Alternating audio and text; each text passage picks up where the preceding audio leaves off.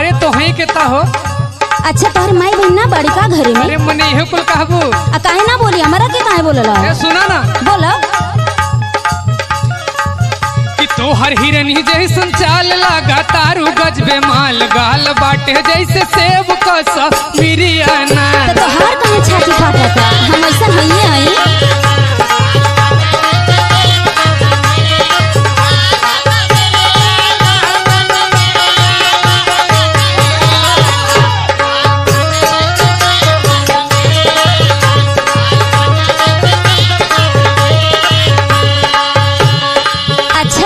छिछोरा बड़ा का? अरे छिछोरा ना है हो तब का हर दीवाना है।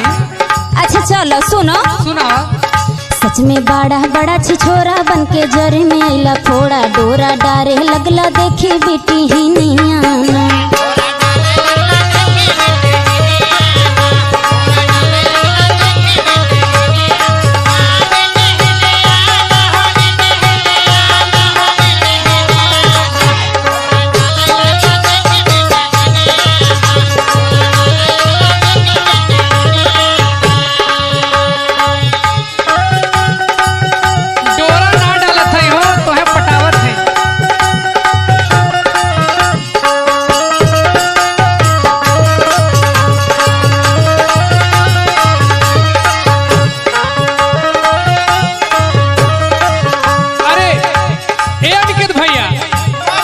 तनी देखा तारा हो मैडम कितना खिसिया तारी। अच्छा हटा ए अंकित तनी धरता सुना। बोलो बाबा नवटी गजब तोहरा रूप के गोरी तोहके बुढ़ाओ भी देखेला छुप के गोरी।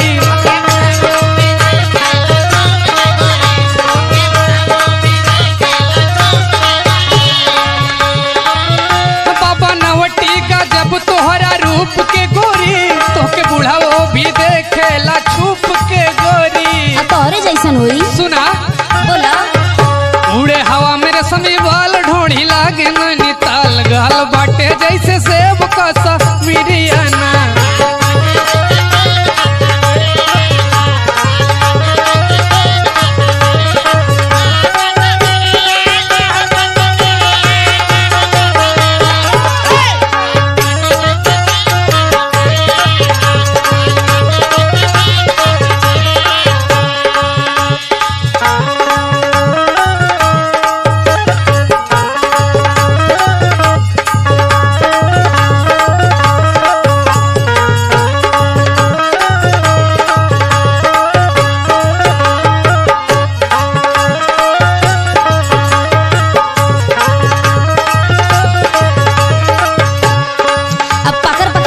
तनी हमार सुना।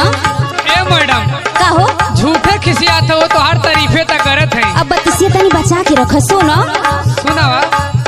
बड़ बड़ बोलेला से ज्यादा पिटा जइबा हो कबो हमरा पीछे फिर ना आईबा तू हो।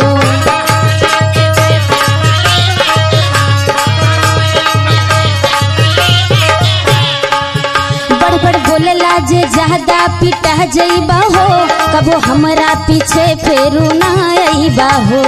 और सुनो दुर्गा करन जोरी जोरा लइके महंगा भी कटोरा डोरा डर लगला देखे बेटी ही नियान।